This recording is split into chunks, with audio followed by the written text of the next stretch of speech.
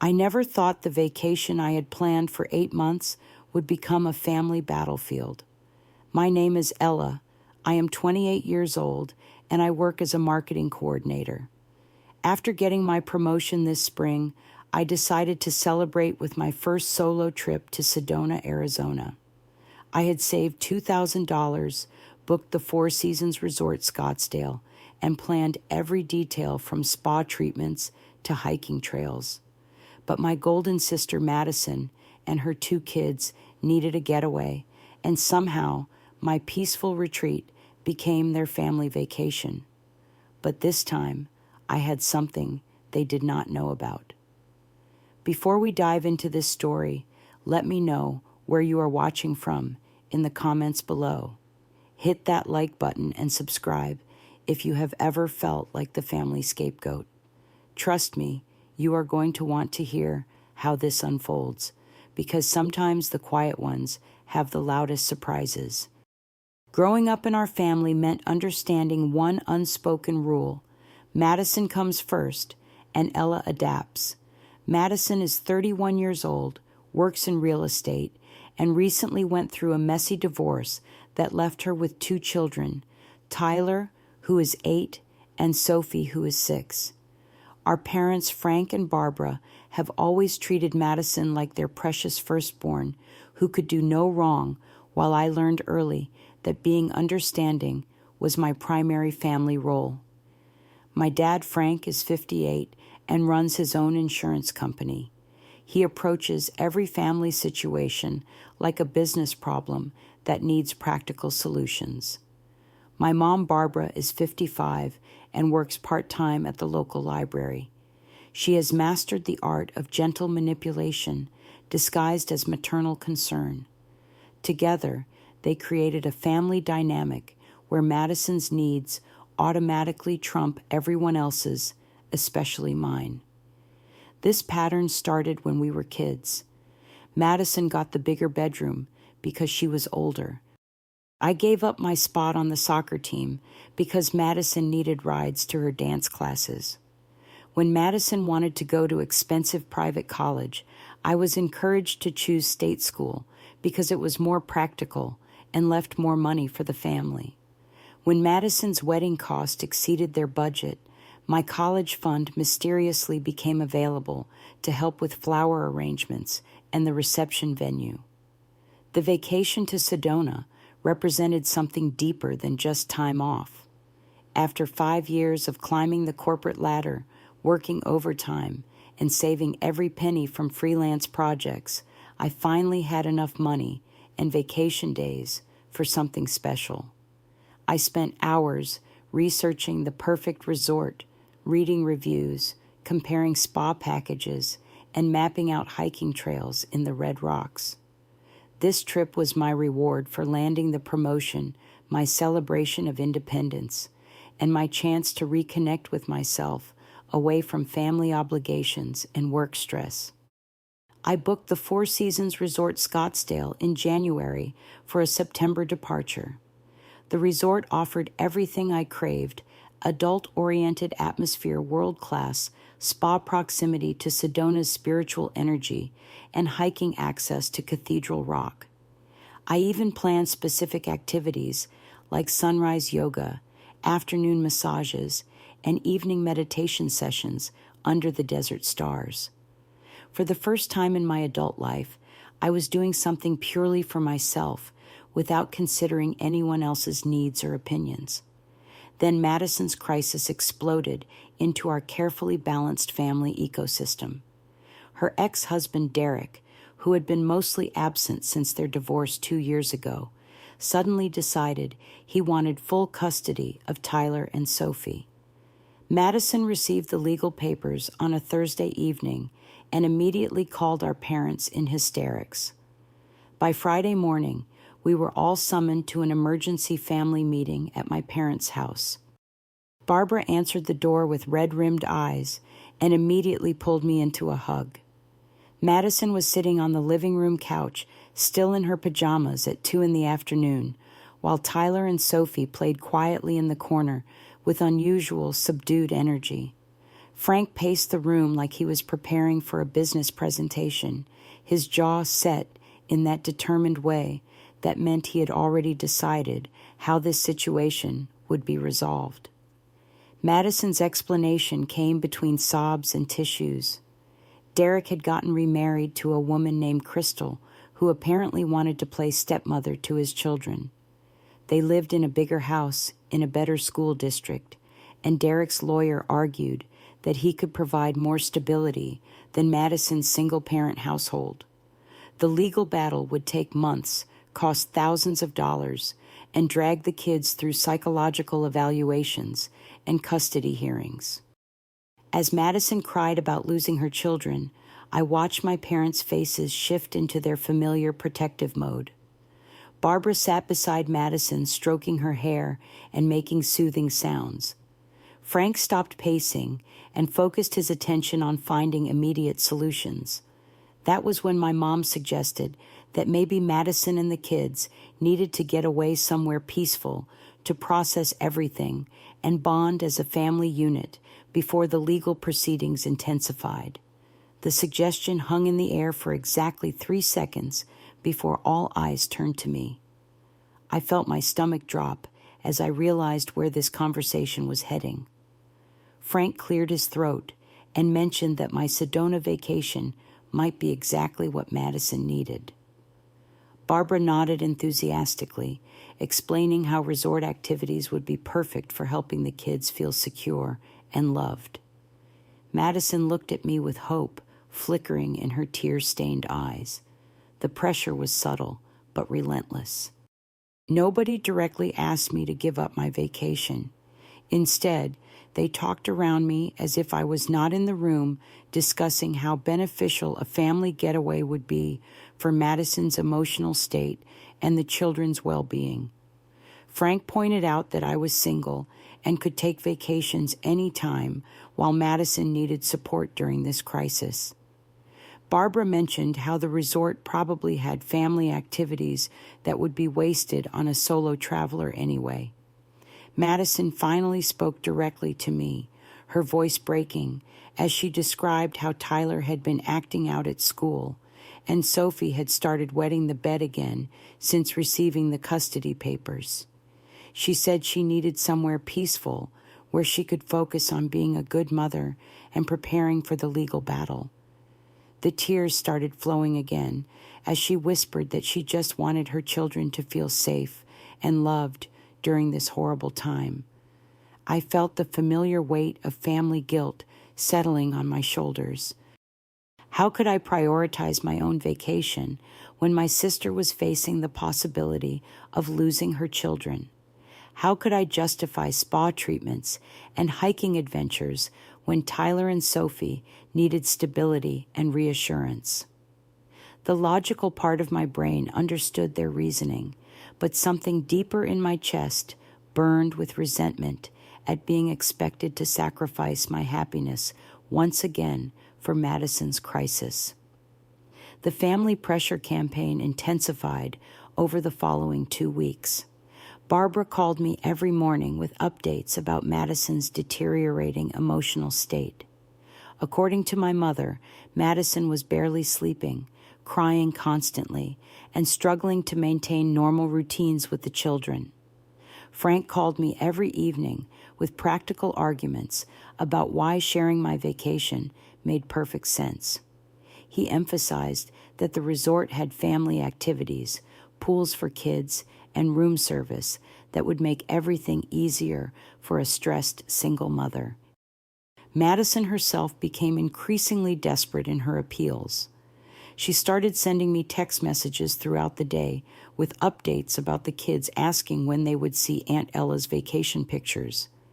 She shared photos of Tyler's latest temper tantrum and Sophie clinging to her stuffed animal, both children clearly affected by the family stress. She called me crying after particularly difficult conversations with lawyers, wondering aloud how she could afford both legal fees and a healing vacation for her family. The extended family joined the pressure campaign within days. My cousin Sarah called to mention how generous I had always been, and how this situation seemed like a perfect opportunity to show family support.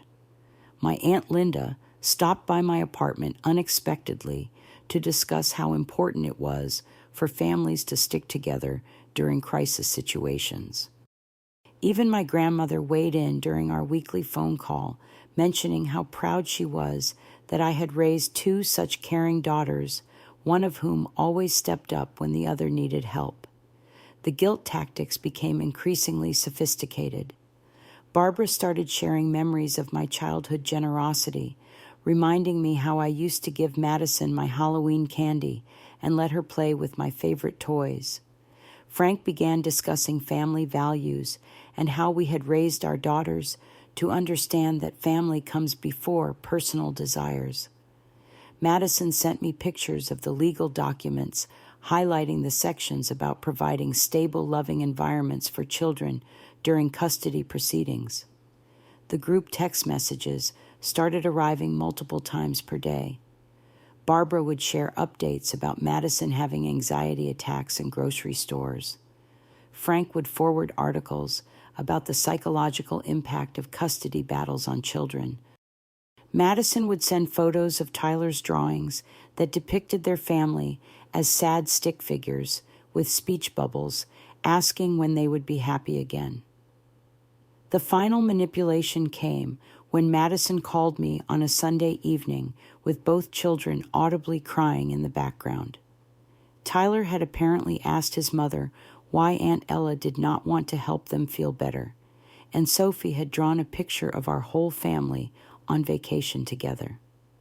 Madison's voice cracked as she described explaining to her children that sometimes adults have different priorities and that we should not expect others to sacrifice for our happiness. As I listened to those innocent voices asking about vacation with Aunt Ella, something inside me snapped, not with anger, but with crystal clear determination. I realized this pattern would never end unless I took drastic action. Madison would always have crises. My parents would always prioritize her needs, and I would always be expected to smile and sacrifice my happiness for family harmony. This cycle had to stop, but it needed to stop in a way that taught everyone involved a lesson they would never forget.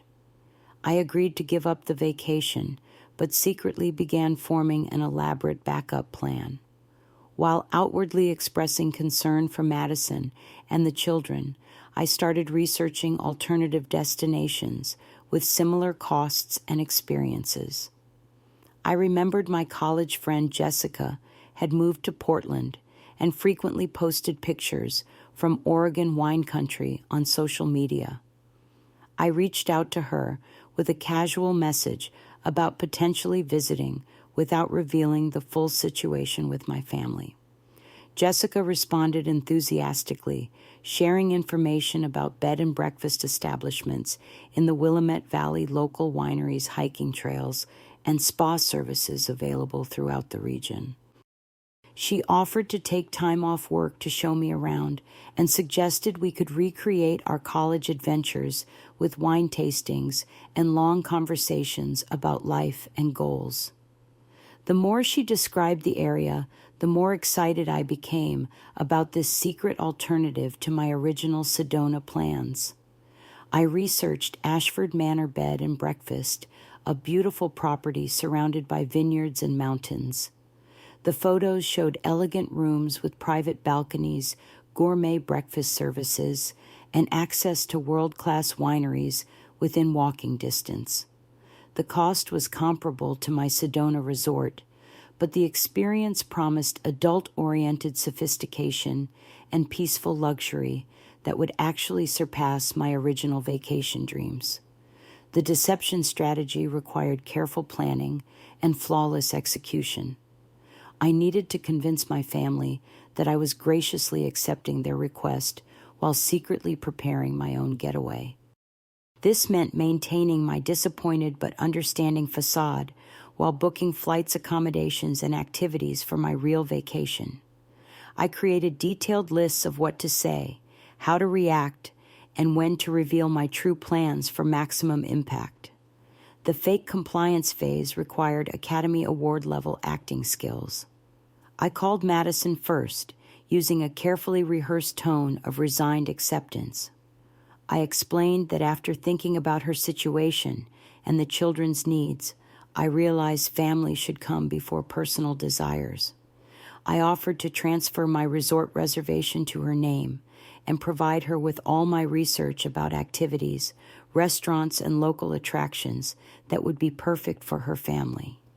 Madison cried with relief and gratitude, thanking me repeatedly for being such an amazing sister and aunt. She promised to take hundreds of pictures to share with me and suggested that maybe next year we could plan a vacation together. Barbara called within an hour of my conversation with Madison, praising my maturity and selflessness. She mentioned how proud she was to have raised such a compassionate daughter and how this sacrifice would bring our family closer together. Frank's reaction was typically practical and approving. He called me that evening to express his satisfaction with my decision, explaining how this demonstrated the family values he had worked to instill in both his daughters. He mentioned that this experience would be good for Madison's custody case, showing Derek's lawyers that she had strong family support and could provide enriching experiences for the children. The family celebration felt both satisfying and nauseating. Madison posted on social media about her amazing sister who had given up her dream vacation to help family during a difficult time. Extended family members called to praise my generosity and express their admiration for my character. Barbara shared the story with her library colleagues, who apparently expressed amazement at such sibling devotion. Frank told his business associates about having raised a daughter who understood the true meaning of family loyalty. While accepting their praise and gratitude, I secretly intensified my preparation for the real vacation. I coordinated with Jessica about specific dates and activities, ensuring our plans would provide the perfect, adult-oriented getaway I had originally envisioned. We planned wine tours through 3 different vineyards, spa appointments at luxury resorts, hiking expeditions in the Cascade Mountains, and gourmet dining experiences at award-winning restaurants throughout the region. The financial planning required careful maneuvering. I contacted the Four Seasons to transfer the reservation to Madison's name and received confirmation that the deposit would be returned to my account within 5 business days. I used those funds to book my flight to Portland Reserve accommodations at Ashford Manor and prepay for various activities throughout Oregon wine country. The total cost remained almost identical to my original vacation budget, ensuring this alternative trip would deliver equal luxury and relaxation. I developed an elaborate cover story for my supposed staycation. I told my family that since giving up my vacation, I planned to spend the week at home catching up on rest reading books I had been meaning to finish and tackling some apartment organization projects. I mentioned wanting to save money after such a generous gesture and needing time to mentally prepare for increased responsibilities at work following my recent promotion. The emotional preparation proved more challenging than the logistical aspects. I scheduled an emergency therapy session with my counselor to process the complex feelings surrounding my deception plan. She helped me understand that setting boundaries with manipulative family members sometimes requires dramatic gestures, and that protecting my own well-being was not selfish, but necessary for maintaining healthy relationships. I started keeping a journal to document my feelings and motivations, ensuring I could articulate my reasoning when the truth finally emerged. The day of departure arrived with Madison's family pulling into my apartment complex parking lot in 2 packed cars. Tyler and Sophie burst from the back seat, running toward my door with excitement about starting their vacation adventure. Madison looked more relaxed than I had seen her in months, practically glowing with anticipation about the upcoming getaway. Barbara and Frank arrived shortly afterward to help with luggage and provide last-minute parenting advice. The children's enthusiasm about Aunt Ella's vacation becoming their vacation created a bittersweet moment that almost shattered my resolve. Tyler showed me his new swimming trunks and asked detailed questions about the resort pools. Sophie clutched her favorite stuffed dolphin and wondered aloud whether dolphins lived in Arizona deserts. Their innocent excitement reminded me why this manipulation cycle needed to end, not just for my sake, but for their sake too.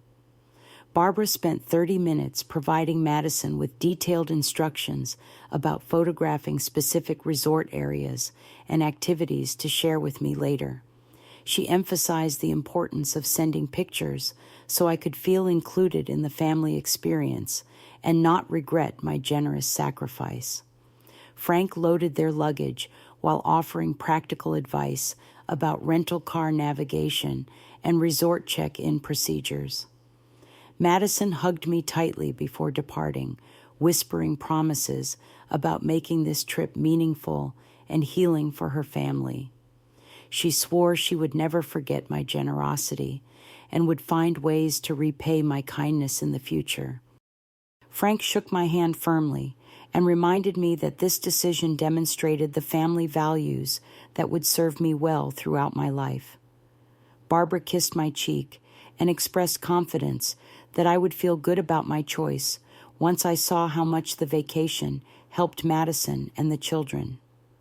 As I waved goodbye from my apartment balcony, watching their cars disappear down the street, I felt a mixture of anticipation and nervousness about the deception I was about to execute. I had approximately 6 hours before my own departure, enough time to finalize packing and mentally prepare for the confrontation that would inevitably occur when my family discovered the truth about my real vacation plans. The revelation and execution phase began when Madison called me from the resort that evening, gushing about the beautiful lobby and spacious family suite. She put Tyler and Sophie on the phone to thank Aunt Ella for the amazing vacation, their voices filled with wonder about the swimming pools and game room they had discovered. Madison returned to the phone and promised to start sending pictures the next morning so I could see everything they were experiencing. I waited until the following morning to implement my plan. At exactly 9 a.m., I sent a group text message to Madison, Barbara, and Frank with a simple photo attachment. The image showed my packed suitcase sitting beside my apartment door with my boarding pass clearly visible on top. The message read, "Thank you for enjoying my vacation. I will be enjoying mine in Oregon wine country." My phone exploded with incoming calls within minutes. Madison called first, her voice rising in pitch as she demanded an explanation for what she was seeing. She accused me of playing games and being deliberately confusing, insisting that I had agreed to stay home and rest. When I calmly explained that I had indeed agreed to let her use my Sedona reservation, but had never agreed to abandon vacation plans entirely, she began screaming about manipulation and deception. Barbara called immediately after I hung up on Madison, her librarian calm completely shattered. She demanded to know what I thought I was accomplishing with such juvenile behavior and how I could justify deceiving my family during a crisis. When I explained that I had simply made alternative vacation plans after giving up my original reservation, she accused me of orchestrating an elaborate scheme to make everyone feel guilty and manipulated. Frank's call came as I was loading my car for the drive to the airport. His business-minded approach focused on the practical implications of my deception. He pointed out that Madison was now stuck at a resort that was not particularly child-friendly, while I was apparently escaping to an adults-only vacation that I had planned in secret. He expressed disappointment in my lack of honesty and questioned whether this behavior reflected the values he had tried to teach me. The family chaos reached its peak when I arrived at their resort lobby 30 minutes before my flight departure. Madison was standing near the concierge desk with Tyler and Sophie, her face flushed with anger and embarrassment. Barbara and Frank flanked her like protective bodyguards, all three adults staring at me with expressions of betrayal and confusion. Madison launched into a public tirade about my selfishness and manipulation, attracting attention from other resort guests and staff members. She accused me of engineering this entire situation to make her look foolish and ungrateful. She claimed I had deliberately chosen a resort that was inappropriate for her family while secretly planning an adults-only getaway that would make their vacation seem inferior by comparison. Barbara's disappointment cut deeper than Madison's anger. She spoke in low, measured tones about family loyalty and the values she thought she had successfully instilled in both her daughters. She expressed heartbreak over discovering that I could deceive people who loved me and questioned whether she truly knew the person I had become. Her words were designed to cut deep, and they succeeded in creating momentary doubt about my actions. Frank's response was the most devastating because it was the most logical. He explained that while I had technically not lied about anything specific, my deliberate withholding of information constituted a form of manipulation that damaged family trust. He pointed out that Madison was now in an awkward position at a resort that did not suit her family's needs, while I was escaping to a vacation that I had secretly planned without considering the impact on anyone else. My final words before departing were carefully chosen and calmly delivered. I looked at each family member individually and explained that I had learned manipulation from experts, but had decided to use those skills to protect my own well-being rather than to control others. I told Madison that she was welcome to enjoy the vacation I had planned and paid for, and that I hoped it would provide the healing she needed.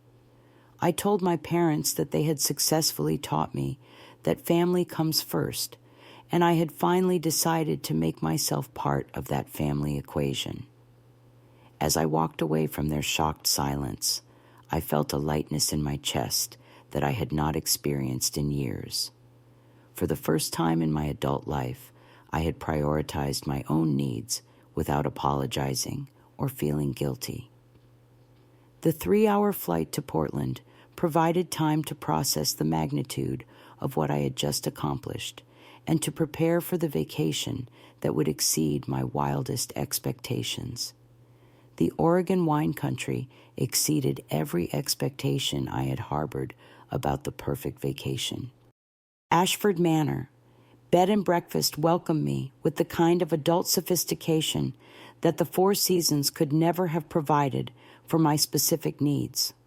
The property nestled into rolling hills, covered with vineyards, offering panoramic views of distant mountains and immediate access to world-class wineries that specialized in intimate tastings rather than family entertainment.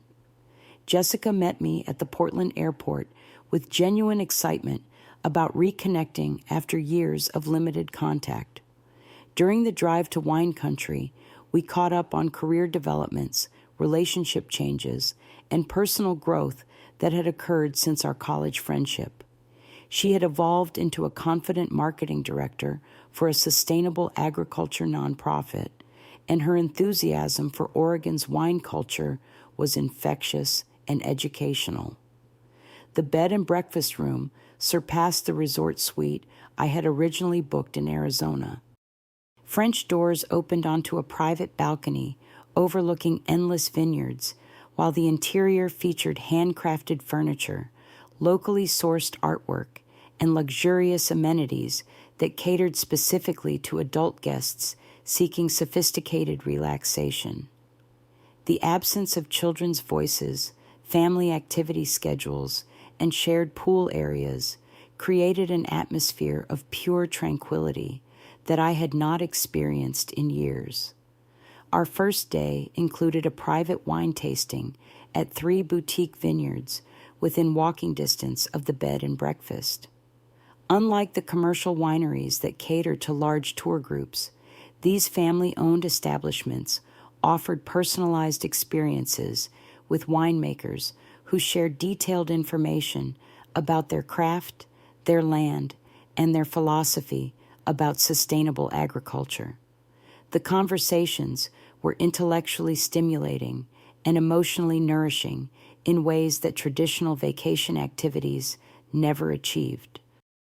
Jessica and I spent hours on the balcony each evening, drinking local wines and engaging in the kind of deep conversations that had formed our college friendship.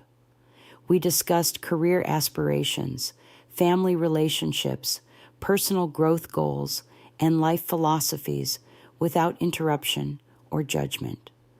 These conversations provided more healing and insight than any spa treatment or meditation session could have offered.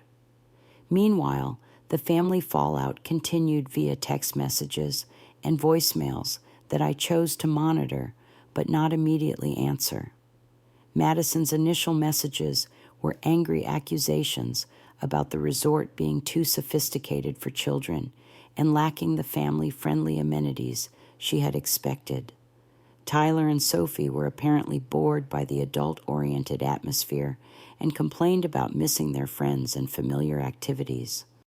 Barbara's messages evolved from anger to disappointment to grudging recognition that I had technically honored my commitment to provide Madison with a vacation while protecting my own interests. She admitted that the resort was beautiful and luxurious, even if it was not ideally suited for an 8-year-old and 6-year-old who preferred video games to scenic desert views. Frank's business-minded analysis of the situation led to practical observations about vacation planning and family communication.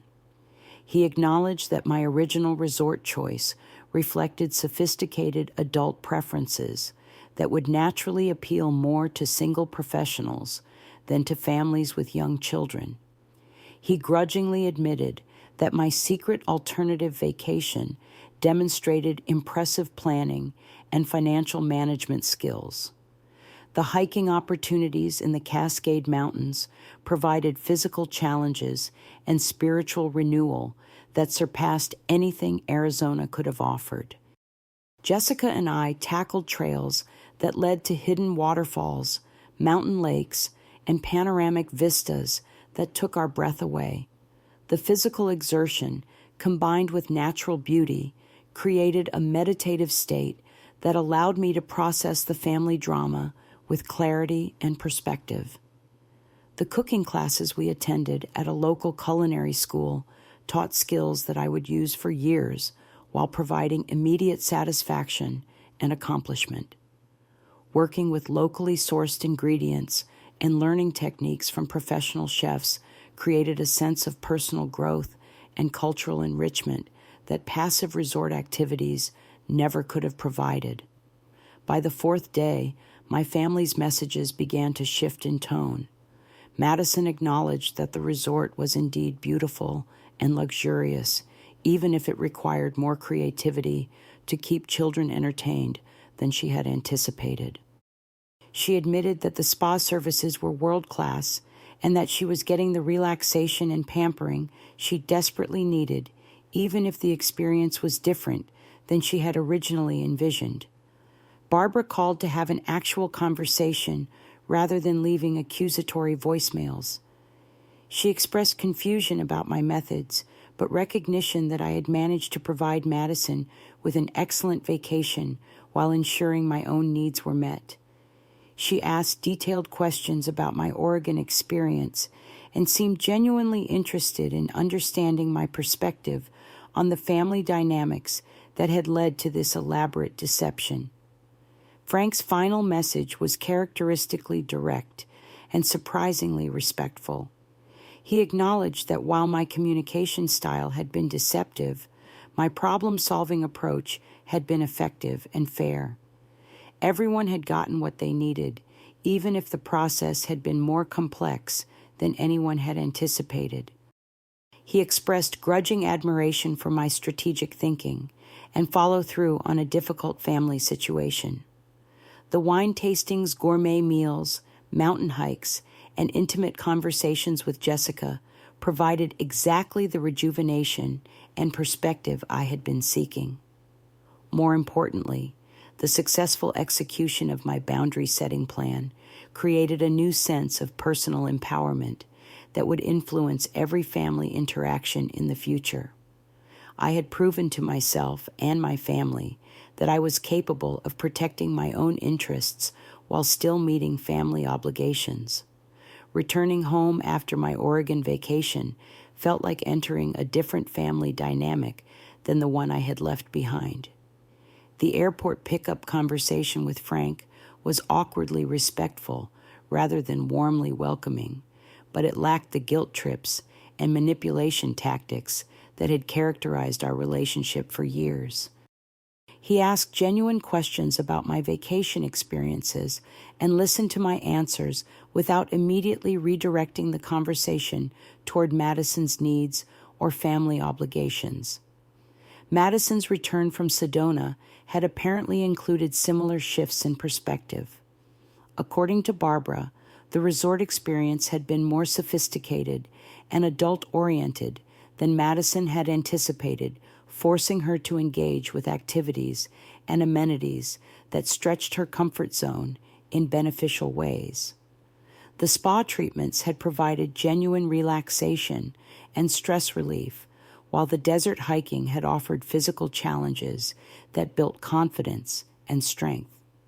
More significantly, managing the vacation logistics independently had reminded Madison of her capabilities as a single parent and functioning adult. Without family members to handle details and solve problems, she had been forced to navigate resort services, coordinate children's activities, and make decisions without consultation or approval. The experience had been empowering rather than overwhelming, rebuilding self-confidence that had been eroded during the custody battle stress. Tyler and Sophie had adapted to the resort environment more successfully than their mother had initially believed possible. While they had complained about missing familiar entertainment options, they had discovered new interests in desert wildlife swimming and interacting with other families from different parts of the country. The experience had broadened their perspectives and demonstrated their resilience in unfamiliar situations. The extended family's reaction to my boundary-setting experiment was mixed but ultimately respectful. Cousins and aunts who had participated in the initial pressure campaign seemed impressed by my strategic thinking and successful execution. Some admitted they had always wondered whether I would eventually stand up for myself in dramatic fashion, and my vacation deception had exceeded their expectations for creative problem solving. Barbara's adjustment to the new family dynamic required the most time and introspection. As the primary architect of Madison's preferential treatment, she struggled to understand how her well-intentioned family management had created resentment and manipulation rather than harmony and support. Our post-vacation conversations involved difficult discussions about favoritism, expectations, and the difference between supporting family members and enabling unhealthy dependence. Frank's business-oriented mind appreciated the effectiveness of my approach, even while questioning the necessity of such elaborate deception. He began recognizing patterns in our family interactions that had systematically prioritized Madison's immediate needs over long-term relationship health. Our weekly dinner conversations shifted toward more balanced topics and equal attention to both daughters' experiences and perspectives. The most significant change occurred in Madison's approach to family requests and crisis management. Having successfully navigated an unfamiliar vacation environment independently, she gained confidence in her ability to handle challenges without immediately turning to family members for solutions and support. Her subsequent requests for help became more specific and reciprocal rather than general expectations of sacrifice from others. My career benefited unexpectedly from the confidence and clarity gained during this family confrontation.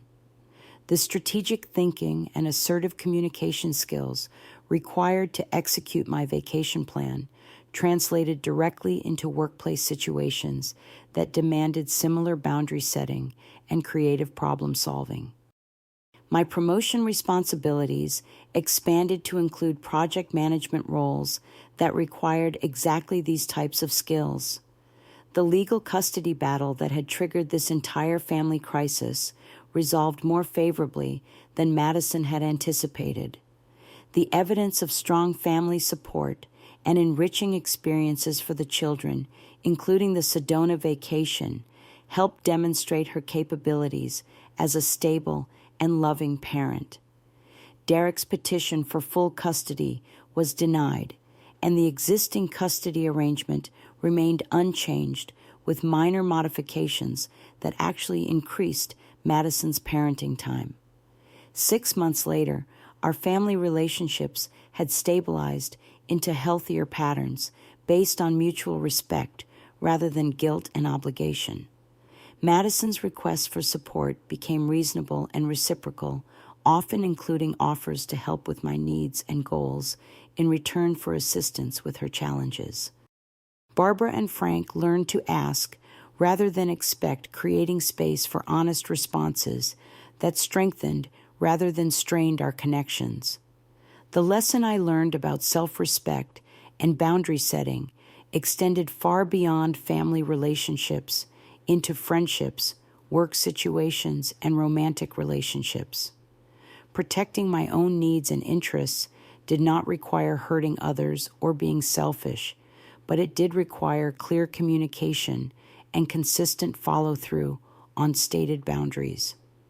Love expressed through sacrifice is not sustainable, but love expressed through mutual respect creates lasting bonds. The wisdom gained from this experience taught me that being understanding and accommodating had been confused with being spineless and manipulable. True family support involves helping others grow stronger and more independent, not enabling dependence and entitlement that prevents personal growth. The healthiest family relationships balance individual needs with collective well-being. My understanding of love and family evolved to recognize that caring for others must include caring for myself in order to remain sustainable and authentic. When family members truly love and respect each other, they want everyone to thrive and succeed rather than expecting some members to consistently sacrifice for others. Healthy families celebrate individual achievements and support personal boundaries rather than pressuring conformity and self-sacrifice. The most profound realization was that teaching people how to treat you requires actions rather than words. Years of explaining, pleading, and requesting respectful treatment had accomplished nothing, while one dramatic demonstration of self-advocacy had immediately shifted family dynamics. Sometimes the people who love us need to experience consequences in order to recognize patterns that have become invisible through familiarity and habit. Sometimes the greatest gift you can give your family is teaching them that you matter too. And sometimes that lesson comes wrapped in a very unexpected package. What would you have done in my situation? Have you ever had to set dramatic boundaries with family members who took your generosity for granted? Share your thoughts in the comments below, and do not forget to hit that like button if this story resonated with your own family experiences. Subscribe for more stories about finding your voice and standing up for yourself in challenging family situations. Share this video with anyone who needs encouragement to prioritize their own well-being alongside caring for others. Thank you for watching, and remember that setting boundaries is not selfish, but necessary for maintaining healthy relationships that allow everyone to thrive. I hope this story inspires you to value yourself as much as you value the people you love.